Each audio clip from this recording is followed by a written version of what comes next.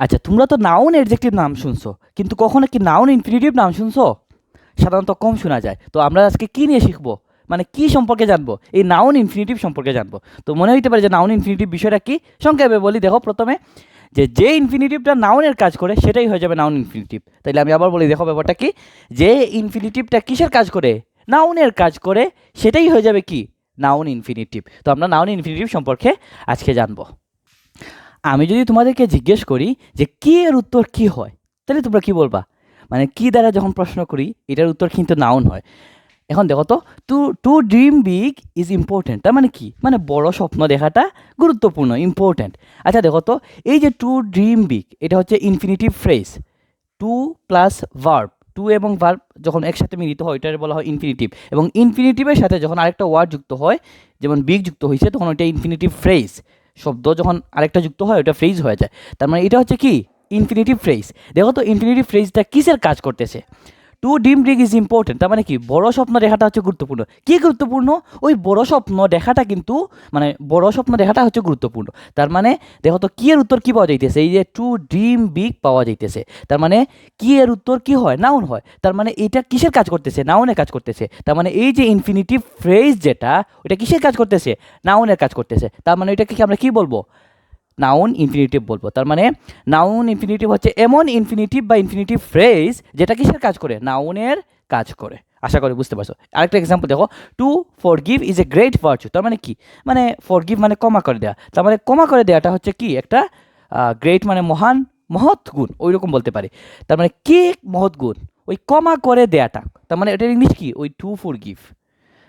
এটা কোন পজিশনে বসে, সাবজেক্ট পজিশনে বসছে, আর সাবজেক্ট পজিশনে নাউন বসতে পারে। তার মানে এটা কিন্তু নাউনের কাজ করতেছে। তাছাড়া কি এর উত্তর হয় কিন্তু এটা কি হয়, গ্রেট ভার্চু। ওই ক্ষমা করাটা হচ্ছে একটা গ্রেট ভার্চু। তার মানে এই কি এর উত্তরে এই টু ফর গিফটটা পাওয়া যাইতেছে। আর কি এর উত্তর কি হয়, নাউন হয়। তার মানে এই টু ফর গিফটটা কি হয়ে যাবে, নাউন হয়ে যাবে। তার মানে এটা কিন্তু ইনফিনিটিভ। টু এর সাথে যখন ভার্বের বেস ফর্ম যুক্ত হয়, এটা কিন্তু ইনফিনিটিভ। তাহলে টু ফর গিভ এটা হচ্ছে ইনফিনিটিভ।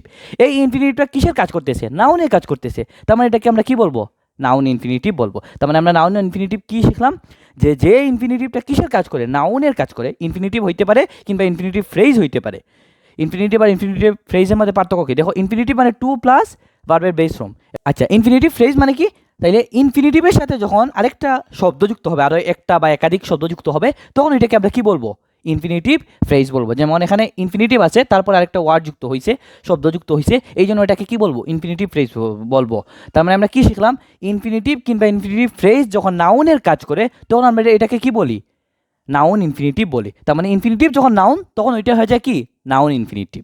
আশা করি বুঝতে পারছো। দুইটাই কিন্তু মানে শব্দের মধ্যে আছে, নাউনও আছে, ইনফিনিটিভও আছে। তার মানে যখন ইনফিনিটিভ কিসের কাজ করবে, নাউনের কাজ করবে, ওইটা হয়ে যাবে কি, নাউন ইনফিনিটিভ।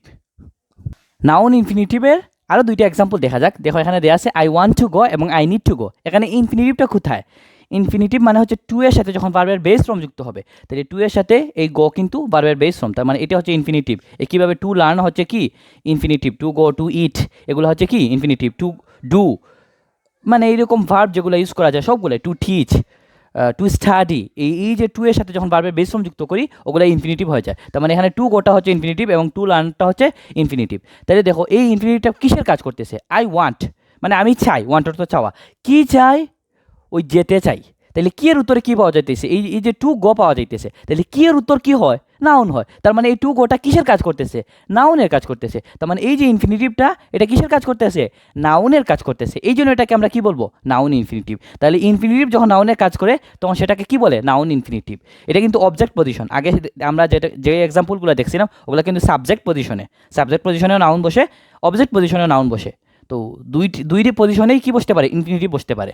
তো একইভাবে দেখো তো, আই নিড টু লার্ন মানে আমার শেখা দরকার বা প্রয়োজন, ওই রকম। তাহলে নিড মানে প্রয়োজন বা দরকার, কি দরকার, ওই টু লার্ন, শেখাটা দরকার। তার মানে দেখো, কি এর উত্তরে কী পাওয়া যাইতেছে, এই টু লার্নটা পাওয়া যাইতেছে। আর কি এর উত্তরে কী হয়, নাউন হয়। তার মানে এটা কী হয়ে যাবে, নাউন হয়ে যাবে। তাই এটা কিন্তু ইনফিনিটিভ। এই ইনফিনিটিভটা কিসের কাজ করতেছে, নাউনের কাজ করতেছে। এই জন্য এটাকে কী বলবো আমরা, নাউন ইনফিনিটিভ। তার মানে আশা করি নাউন ইনফিনিটিভ সম্পর্কে তোমাদের ব্যাপারটা ক্লিয়ার। তাহলে ইনফিনিটিভ কিংবা ইনফিনিটিভ ফ্রেজ যখন কিসের কাজ করবে, নাউনের কাজ করবে, তখন আমরা সেটাকে কী বলবো, নাউন ইনফিনিটিভ বলবো। তো আশা করি ব্যাপারটা ক্লিয়ার। সে পর্যন্ত ভালো থেকো। আসসালামু আলাইকুম।